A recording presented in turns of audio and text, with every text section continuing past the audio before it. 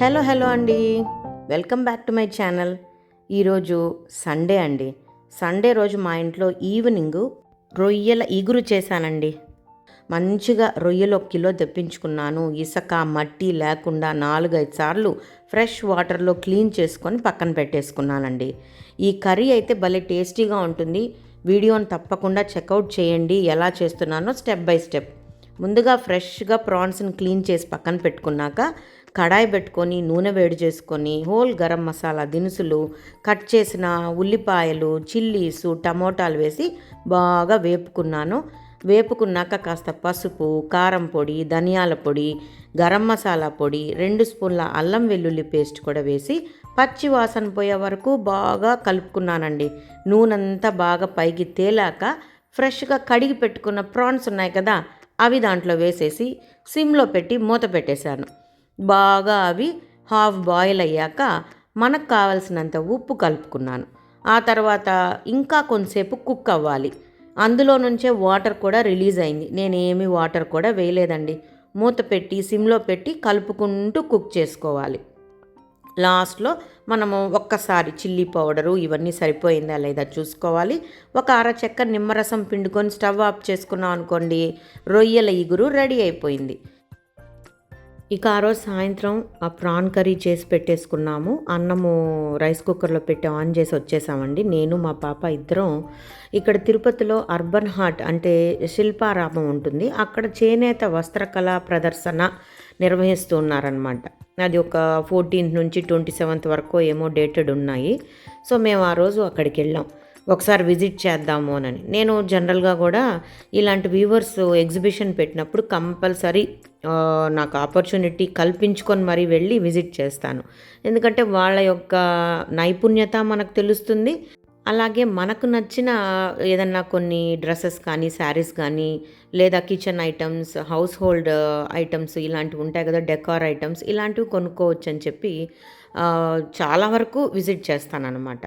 So నేను duty నుంచి వస్తూ చూశాను బోర్డు, తప్పకుండా సాయంత్రం వెళ్ళాలని చెప్పి మా పాపకి చెప్పాను. ఇద్దరం కలిసి వెళ్ళాము. డిఫరెంట్ ఏరియాస్ లాంగ్ డిస్టెన్స్ నుంచి కూడా వచ్చి అక్కడ స్టాల్స్ పెట్టున్నారండి.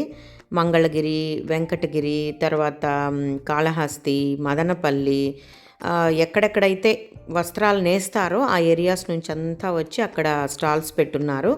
శారీస్ ఉన్నాయి, dress materials, blankets, door mats, ఉలన్తో చేసిన ఐటమ్స్, చెక్కతో చేసిన ఐటమ్స్, ఖాదీతో చేసినటివి, కాటన్తో చేసినటివి అలా ఉన్నాయన్నమాట. ఇలా hand bags and jute bags అలాంటివి కూడా ఉన్నాయి. కొన్ని డెకర్ ఐటమ్స్ ఉన్నాయి, కొన్ని ఫ్యాన్సీ యాక్సెసరీస్ ఉన్నాయి. నాకైతే చాలా చాలా నచ్చాయి. నాకు ఎక్కువగా వెంకటగిరి పట్టు కానీ, వెంకటగిరి సిల్క్ శారీస్ అంటే చాలా ఇష్టం అండి. చాలా స్మూత్గా ఉంటాయి, గ్రాండ్గా ఉంటాయి, కొంచెం ఎకనామికలీ కాస్ట్లీగానే ఉంటుంది. మంచి శారీ అంటే 8,000 నుంచి బిగిన్ అవుతుంది, 20,000 వరకు ఉంటాయి. కానీ మనం 8,000 అన్నా పెట్టగలిగామంటే మాత్రం మంచి శారీ మనం వెంకటగిరిలో కొనుక్కోవచ్చు. ఈజీ టు క్యారీ అనమాట. అండ్ వర్త్ పర్చేజింగ్ అని నేను అనుకుంటానండి. నా దగ్గర చాలా వరకు పట్టు శారీస్లో వెంకటగిరి పట్టు, వెంకటగిరి సిల్కే ఎక్కువ ఉంటాయి. నాకైతే ఈ శారీ భలే నచ్చిందండి. లైట్ ఆరెంజ్ కలర్కి కింద డార్క్ ఆరెంజ్ బార్డర్ ఇచ్చారు. ఫస్ట్ ఏం చేస్తానంటే, ఫస్ట్ స్టార్టింగ్ నుంచి ఎండింగ్ వరకు స్టాల్స్ అన్నీ విజిట్ చేసేస్తాం. ఏదైనా బాగా నచ్చిన శారీనో, డ్రెస్ మెటీరియల్లో అలాంటివి ఉన్నప్పుడు ప్రైజ్ని కొంచెం మాట్లాడుకొని పక్కన పెట్టమని సెలెక్ట్ చేసుకుంటాను.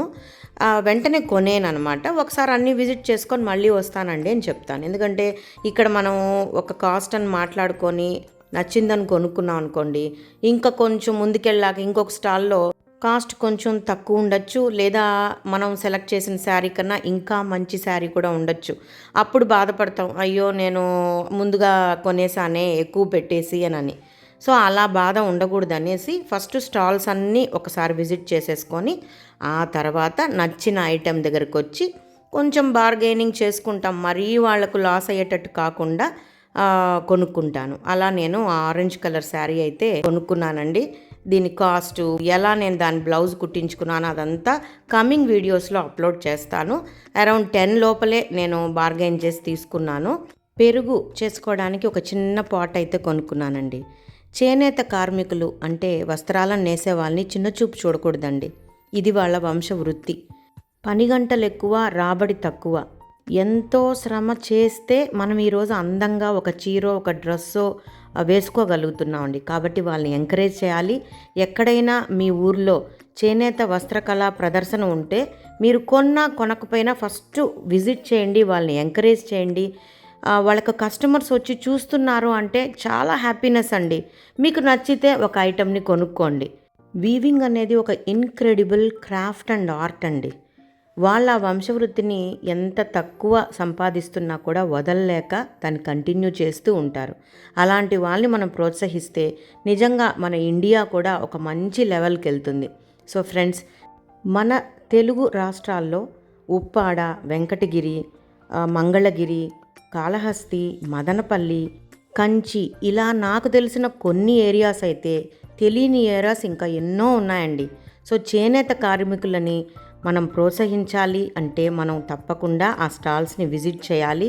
వీలైతే మనకు అఫోర్డబుల్ ప్రైజెస్లో ఉంటే మనం కూడా కొన్ని వస్తువులని, దుస్తులను వాళ్ళ దగ్గర కొనుక్కుంటే వాళ్లకు మంచి ఎంకరేజ్మెంట్, ఉపాధి కల్పించిన వాళ్ళం అవుతాం. సో నా ఈ ఇన్ఫర్మేషన్ కానీ మెసేజ్ కానీ మీకు నచ్చినట్లయితే ఈ వీడియోని తప్పకుండా లైక్ చేసి అందరికీ చేరే విధంగా షేర్ చేయండి. అలాగే మన వ్యూవర్స్ని ఎంకరేజ్ చేయండి. థ్యాంక్ యూ అండి. Thanks for watching. మళ్ళీ ఇంకొక మంచి వీడియోతో మళ్ళీ కలుస్తాను. Until then bye.